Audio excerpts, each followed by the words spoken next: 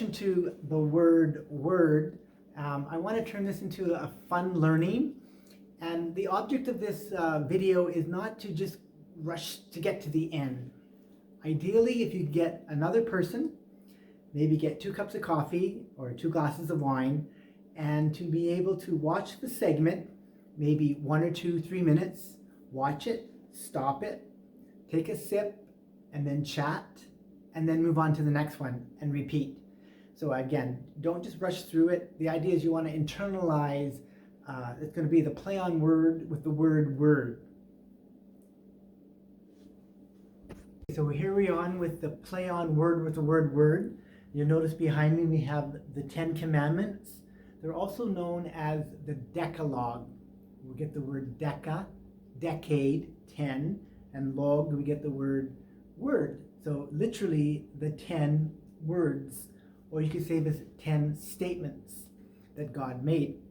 And so with the 10 words, this is in the Old Testament, and God spoke 10 words, and all of this is going to be pointing to the New Testament, in which everything will be climaxed into one word, and the one word becomes flesh.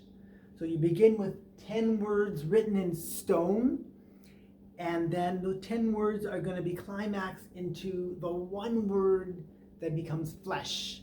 And that's why we celebrate Christmas. God comes in the flesh. He speaks by coming in person in the flesh. So continuing on with the word, the play on word with the word word, here we have in the background, we have Angel Gabriel coming to Mary, and you know the story very well. And God, through Angel Gabriel, said, Mary, will you allow God to come into your womb? Will you allow God to take on flesh? If you remember correctly, Mary had a beautiful line where she said, let it be done unto me according to your word. And the word becomes flesh.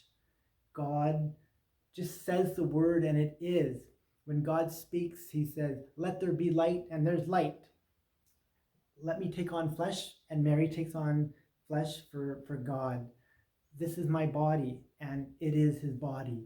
So let it be done unto me according to thy word. So continuing on with the play on word with the word word, we have here the nativity scene, and we have baby Jesus. And so in the Gospel of John, which is my favorite gospel, it begins with, in the beginning was the Word, and the Word was with God, and the Word was God, and then jump down, and the Word became flesh. So the Word becomes flesh.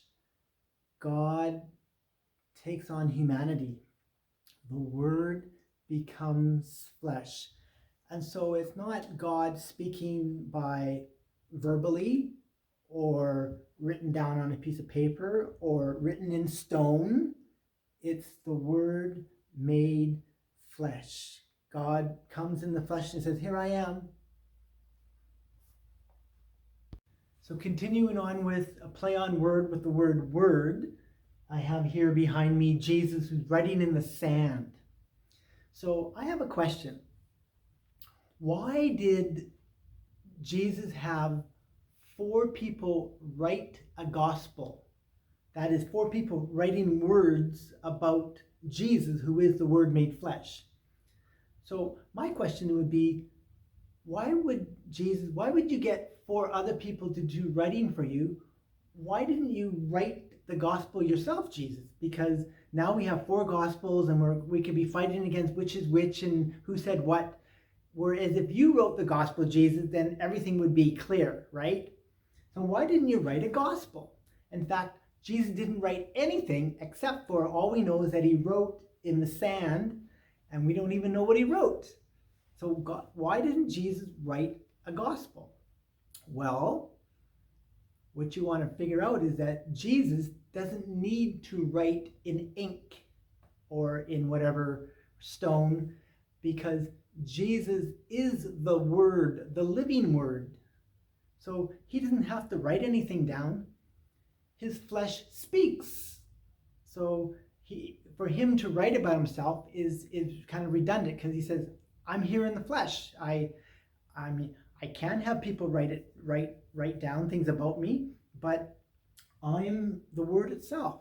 So I don't have to have it verbally. I am the Word made flesh. So here behind me, I have the word word, and then the other oral, written, Christmas, and sacrament. Now, one question could arise: are we the people of the book? As Catholics, are we the people of the book? And that wouldn't be as accurate, because we have a Bible, but we're more than just people of the book, because there's lots of people with lots of books. A lot of other Christian denominations have books, Muslims have books, the Jewish people have a book. So rather, we're more connected to the Word made flesh, and seeing that the Word is actually a person. And so we want to be connected to the person. The person, as the Word, can be spoken orally. We can talk about Jesus, the Word. We can write about the Word, as the Gospels, Matthew, Mark, and Luke, and John, they wrote about the Word. And then the Word becomes flesh, Christmas. And then the Word continues to become flesh in Holy Communion during Mass, where the priest says, "This is my body. Unless you eat my flesh and drink my blood, you have no life in you." And so we want to be more connected to not necessarily the Bible. Yes, we have the Bible and we need the Bible. However, we're connected to the Word, and the Word is much bigger than the Bible. And the Word can't be just contained to written or oral or just Christmas or sacrament. The Word encompasses all of it and much more. So continuing on with the play on word with the word word, you'll notice that Mass is made up of two parts, if you want to break it down into two parts. The first part, where we're at the lectern, is the Word. The second part of the Mass is at the altar, where the Word becomes flesh. We cannot understand the Word made flesh unless we have the understanding from the Word. That's why we have the Word, the Old Testament and the New Testament. In fact, we can't understand the New Testament unless we have the context of the Old. And the Old Testament is not enough. You need the fulfillment in the New. So that's why at every Catholic Mass there's an Old Testament reading and a New Testament reading to complete it, so that we have the Word and it is explained through a homily or a sermon. And then from there, this will help us to understand the second part, where the Word becomes flesh. So continuing on with the word, play on word with the word word, we have a beautiful song, O Sacrament Most Holy, O Sacrament Divine, which we sometimes sing when we're in front of the Blessed Sacrament. I want to share an experience that I've had, and I remember when I was here at the Cathedral many years ago, and we had the Blessed Sacrament exposed, and I was kneeling down, and we were singing, O Sacrament Most Holy, O Sacrament Divine. And I was studying what the word sacrament, what the meaning of it, the etymology. And the sacrament comes from the word sacramentum in Latin. And the word sacramentum in Latin means oath. So I could turn this word around, or this song, into, O oath most holy, O oath divine. Then I thought, well, what's an oath? Well, an oath is when you give your word. So I could change the song again and say, O Word most holy, O Word divine. And who's in front of me? The Word made flesh, the Eucharist. And so when you hear the word sacrament, you think oath. And what's an oath? It's when you give your word. So God gave us his word. He says, I will be with you for better, for worse, bad times, good times. I am with you. And that's why he's come in the flesh. He says, I'm going to give you my word. I am with you in the flesh.